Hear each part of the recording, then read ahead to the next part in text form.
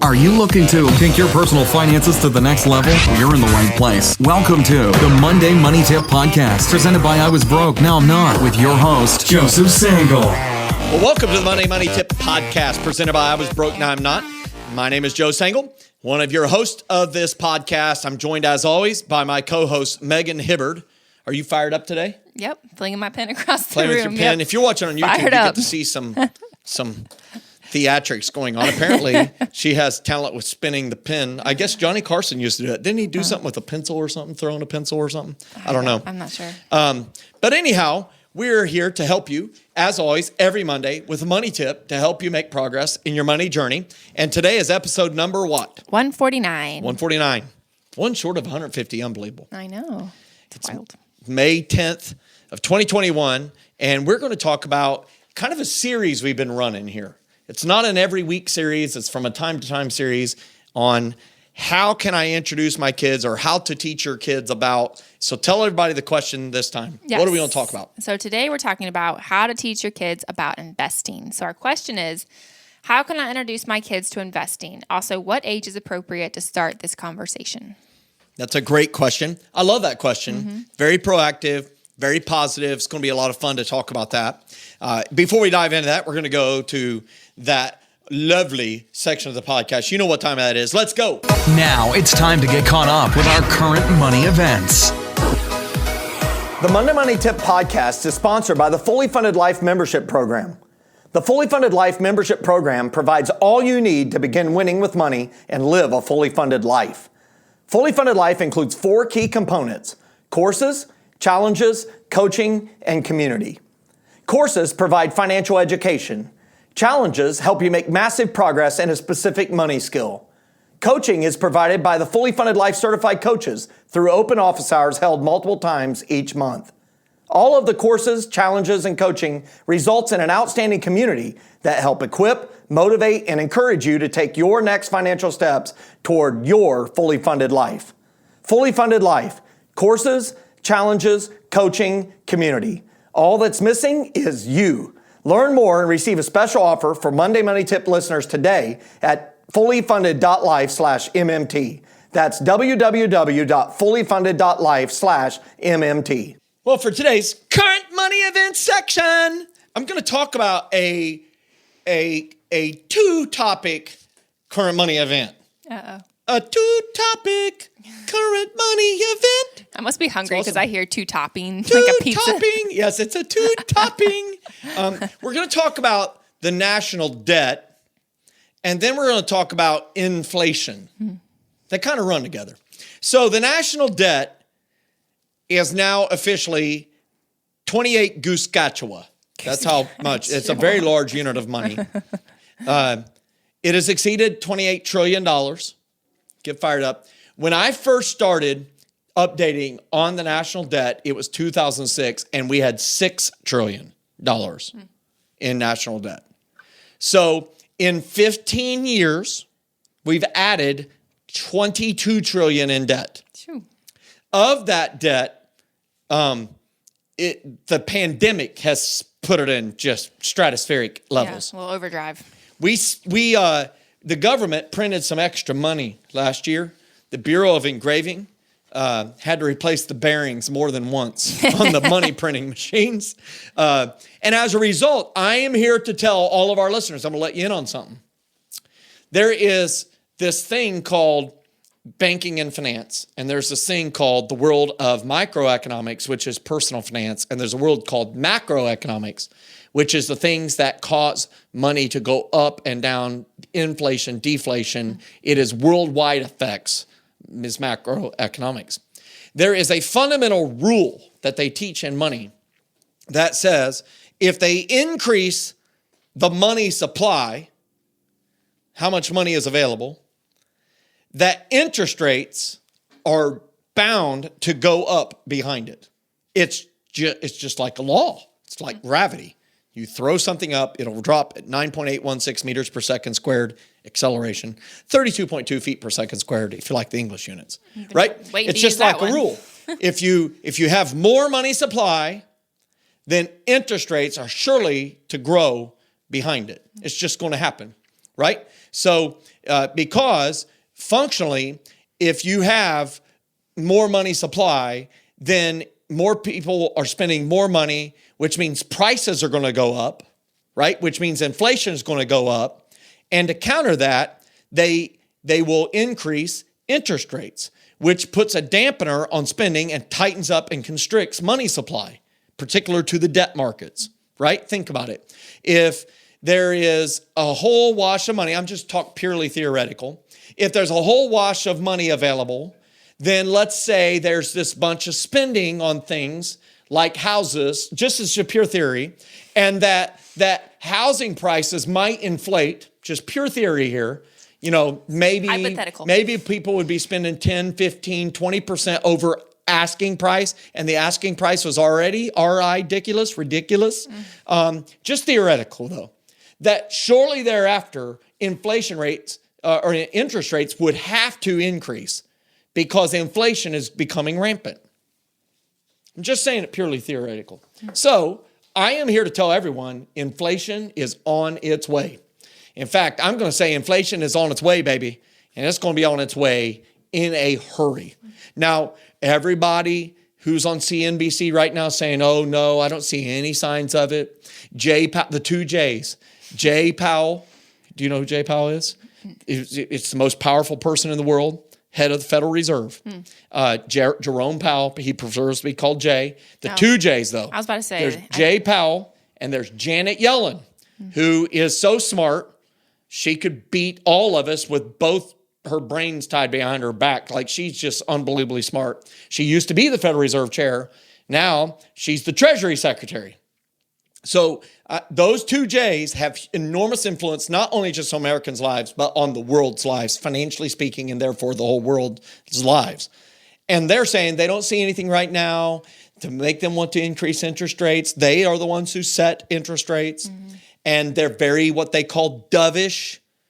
So when they're like saying, we're not going to increase interest rates, they're there, everybody be calm. That's called being dovish. If they're saying, hey, we're going to systematically increase interest rates because we see signs, that's called hawkish. In case you know, I'm teaching you some language here. Isn't that awesome? It's like, and I like it. Dovish is like, coo, ooh, ooh, ooh. That's a morning dove sound. It's perfect. Nailed it. And a hawk is like, Rah! And they're sitting there with this big curled beak, and that curled beak is to tear some flesh out of somebody, right? The dove is not that way. The dove brings back an olive branch, right? Yes. Or a leaf. Was it a branch or leaf? It was an olive branch. I'll answer the question. Anyhow, here's the deal. Dovish versus hawkish, they're very dovish, saying it's not coming. I am here to tell you, I have a degree from Purdue, which means nothing in this world of economics. I have a degree from Clemson. It means nothing. I also have done 149 episodes with this one, right? And I don't know anything about that stuff, but I am here to tell you, you can't print that much money and have this much of inflation without seeing inflation rise everywhere, which means interest rates are going to rise everywhere. That's going to happen. Mark it down, write it down. How do you prepare for that? Well, one way to prepare for that is lock in those low interest rates on your mortgage right now. Lock it for as long as you can, right? Fix it for 15 years, 30 years. But don't lock in savings and CDs at these rates. Don't do that because higher interest rates are coming. Okay? So that's just what I would say. That's it for today's current money events section. I feel like you need to take a breath after that. Whew. Okay. Our success story today. Do you think I'm going to get nominated to be the Federal Reserve Chair next? Definitely. President Biden, I'm waiting. Waiting for your call. I will put the nation on a budget. That's probably Joe why they're not going to budget call. session. Can you imagine Joe SANGL leaving a budget session in D.C.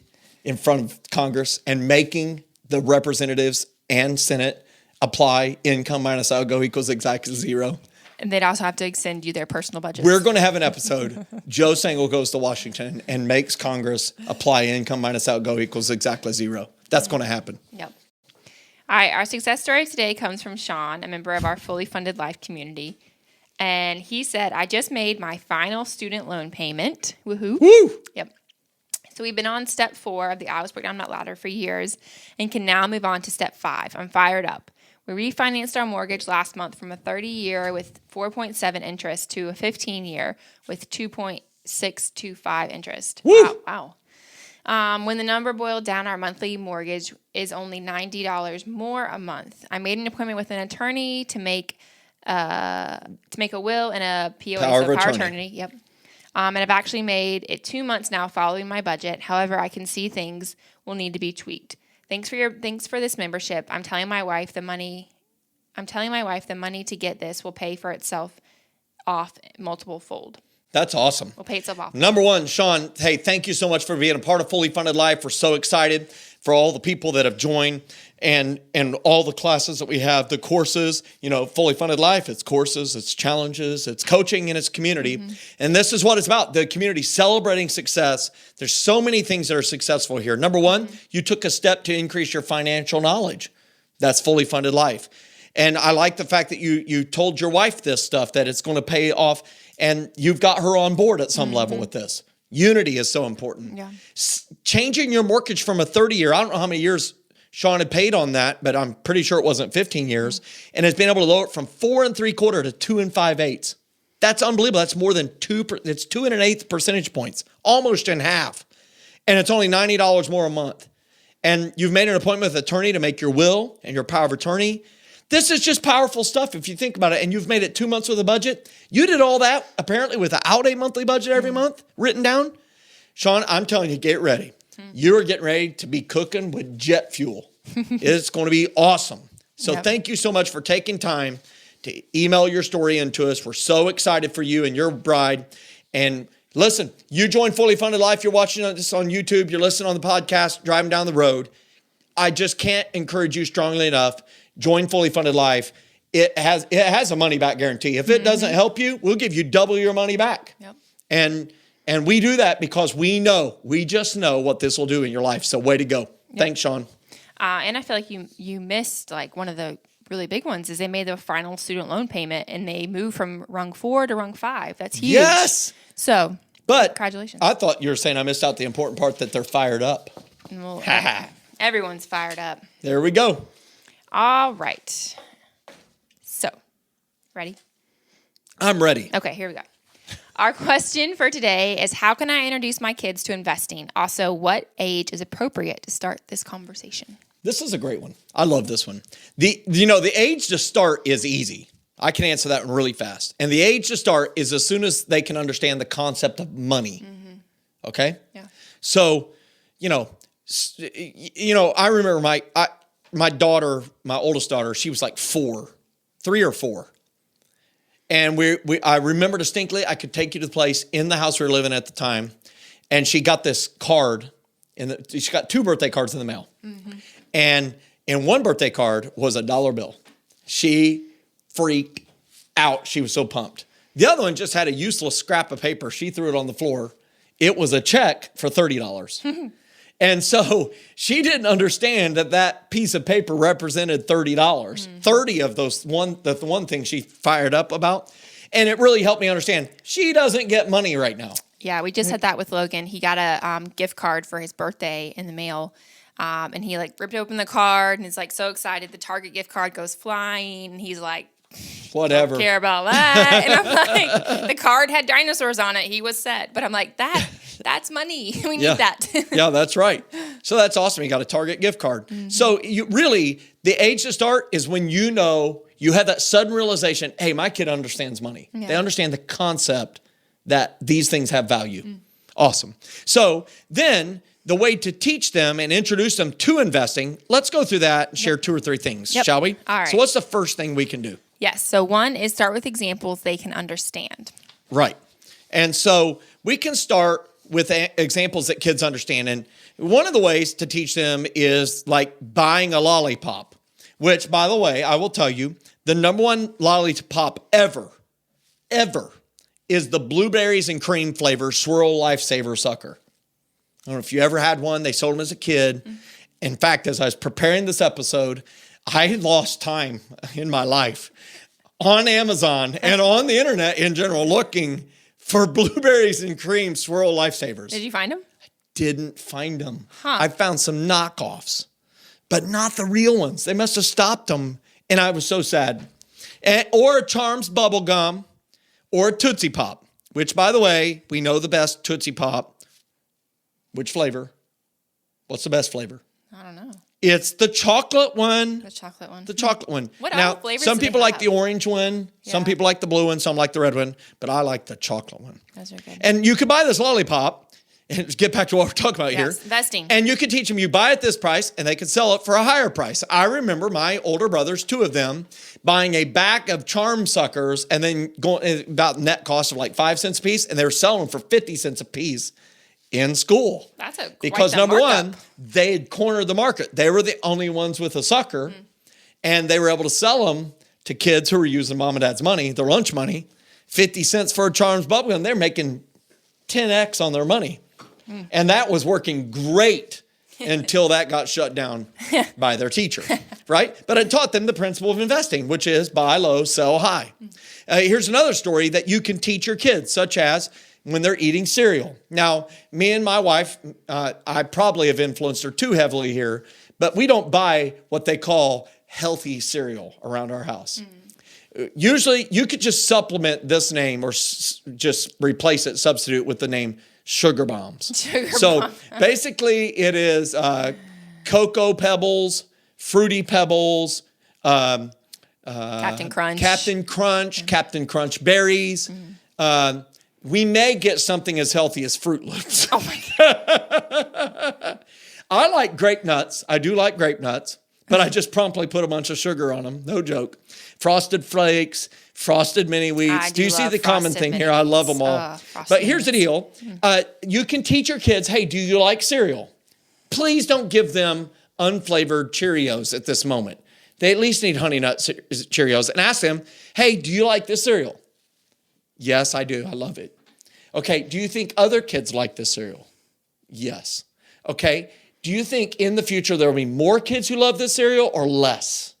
They'll always answer more and say, okay, well, maybe we should buy stock in this cereal company, Post or Kellogg. Does that make sense? Mm-hmm. Yeah. It's a pretty good little example. That is good. That's how I taught my kids starting out. And then another one, which is probably relevant to everybody, is Apple devices. Do you like this Apple device? Now, this can start at age 1, I've noticed with kids. My son, 2, has said, now he looks at the TV and he's like, Apple TV? Yeah, there you go. Apple TV? I'm like, oh my. Yeah, it's oh my. You become that parent. Well, you can say, do you like your Apple TV? Did you notice there's a apple with a bite out of it? What happened? What symbolic event happened in the Bible where an apple got a bite taken out of it? I don't know. But anyhow, the apple, do you like Apple? Do you think your friends like Apple? Do you like everyone on the planet likes Apple? Do you think they'll sell more in the future or less? Maybe we should buy Apple stock. Does that make sense? Yep. And so it's that question. And ask your kids, do you like this item? Then ask the question, do your friends like this item? And then in the future, do you think there'll be more or less kids who eat or use this? Make sense? It's just a very simple progression of 3 questions. We'll include it in the show notes. Do you like this item? Do your friends like this item? Do you think in the future more kids or less kids will like this item? Yeah. Okay? So start with examples I understand. And I find devices and cereal are 2 really good ones. Yep. Okay? After you've started with examples I can understand, let's go to the next thing. All right. Number 2 is to teach key principles. Right. Key principles. So there's some key principles. We'll have this listed in the show notes as well. But there's some key investing principles that you teach these in progression over time. And one of them is, I've already mentioned it with suckers, buy low, sell high. So the whole key is with investing is that you get more money for it than you put into it. Make sense? So buy low, sell high. Another one is long-term versus short-term. Now, some people are day traders, but I like to teach my kids something that's far less stressful and far less risky, which is long-term investing versus short-term. That I teach them, I don't think you can time this very well, but over time will treat you very well, right? So long-term versus short-term. Another one is method number 2, income generation. We talk about method number 1 and method number 2. Do you remember those? Yep. Method number 1 is what? Method number 1 is you work and you get paid. Method number 2 is you don't work and you get paid. Right. That's right. So one of them, you work for it, which is great, But then you want to use that money to get as much type 2 income, method number 2, where you don't have to work for it. So I'm teaching them about stocks where there's dividends. And so profits of the companies that you didn't work for are paid to you simply because you're a part owner of the company by owning their stock. Or I teach them about how you could have a house that you rent to someone else and they pay off your house and then you get to keep the money they pay you. It's awesome. Yeah. And then another one is patience. And this applies way beyond just investing. So there's side benefits here. Yeah. I think it's interesting. The NIV edition of the Bible in Galatians 5:22 and 23 talks about the fruits of the Spirit that we should produce. And it's love, joy, peace, goodness, right? Loving kindness and self-control. But for patience, they changed the word patience. Like even the King James Version gets the word right. But do you know what the word for patience is in the NIV? They changed it to forbearance. And I'm like, look at your kid and tell them to forbear. Hey, forbear for a minute. When I say it in my head, I never say that. I always just say be patience. forbear. Yeah. It's patience. I wouldn't know so what to do I with want that. to teach them patience. It's just a little side gripe that I have with NIV people. Okay. But I like most of it. Okay. And then the fifth one is diversification. This is the important thing of saying, don't have all your investments in one thing. Now I get to teach this on my farm because all I have to do is give my young child a thing of eggs in a basket and tell her to walk to the house with them. And I know that she's going to trip and fall. None of them and I'm are going to making- look at her and shake my finger and say, you shouldn't have all your eggs in one basket, right? And so it's very important to teach them about diversification. Another one is compound interest, about how money will grow. And then they have to give you money for the money they gave you. Like this is automatic dividend reinvestment where it buys more shares of stock for you, that sort of thing. And then, of course, dividends is sharing profits. And then profitability is the company profit. And think about, hey, any type of venture that you go on to make more money, type 2 income, method number 2 income, that it should be a profitable venture. We're striving for profits, right? The plans of the diligent lead to profit. Right? So these are key principles, and we can have these show notes, right? Yep. So teach them, and one way to teach them, of course, is to just pull up investopedia.com. Another way is to be a part of fullyfunded.life and teach them some of these components. And of course, as they grow, build on these examples. Show them your own examples. And what I found is, starting about age 8 or 9, they really start getting this stuff. At age 11, they know this stuff. At age 13, they're kind of like shoving you out of the way and saying, I want to drive, right? For real. It's like really important. My son is 11. And we just took the step. He came in, he was waving his money he saved. He's got it. It's a big stack of money that he saved for many years, probably 3 years over birthdays, Christmas, all these things. And he has saved $246. $246. Isn't that awesome? Yeah. And we set up an account at schwab.com. He said, I want to invest it, Dad. And so we set up an account at Schwab, and you can set up a custodial account. And whatever your state's rules are, in South Carolina, the rule is that at age 21, it will automatically become all of his money. And you need to know for 529 purposes, for college FAFSA, free application for federal student aid, 20% of whatever's in that type of account is counted towards your money that you've saved for college. So that matters. Yeah. But I have no hope that will help me. So we set it up anyhow. And he invested $246. And he wanted to choose Tesla, Disney, and Target. That's the 3 companies he wanted. Things that he loves. Things he loves. And you can buy slices. So $246 won't buy a share of Tesla, which is $718.99 as we're talking here. Chewy. However, you can buy slices for as little as $5. So I talked him into buying 4 others: Berkshire Hathaway, Goldman Sachs, Eli Lilly, it's a pharmaceutical company, and Qualcomm. So he has 7 stocks, and it worked perfect. And we invested $246, and I started hitting refresh. And he immediately lost like 13 cents. Then he was up 5 cents. Then he was down 21 cents. And he finally shook his head, said, I can't look at this all the time. And I'm like, he just learned a very important lesson. So he walked away. So I recently got to give him the news that he was up. And right now, as I look at it, he's got $250.75. Awesome. In fact, net, he's up 1.98% in about a month, $4.88. And he's up in 2 of his investments, Target and Tesla. Disney's down a little bit. And I'm up in 3 out of 4 that I told him. And so he's up $4.88. And so you can teach them. and teach them these key principles. And then it's what I've been sharing. What's the third thing we should do? Yes. I'm wondering, did you take a little slice for being his financial advisor? No, I did not. There's no slice for financial advisor. That should be another thing we teach them. Financial advisory fees. Yes. Don't pay many of them. All right. Number 3 is let them try. You got to let them try. And that's why Keaton's doing that. And how old is my son? He's 11. Yeah. Now, this is too much for Logan right now. Yes. But let me tell you, in 9 years, Logan's going to be 11. I'm going to make Megan cry here, my best to make her cry. And he's going to be a 5th grader. Oh, my gosh. And he's going to be headed to middle school and middle school youth group at church and all those things. It's going to be unbelievable. But you got to let them try. Letting kids try while they're in the household is perhaps the greatest thing you can do to help them have confidence, what we call financial confidence, as they go into the real world. So how can they try?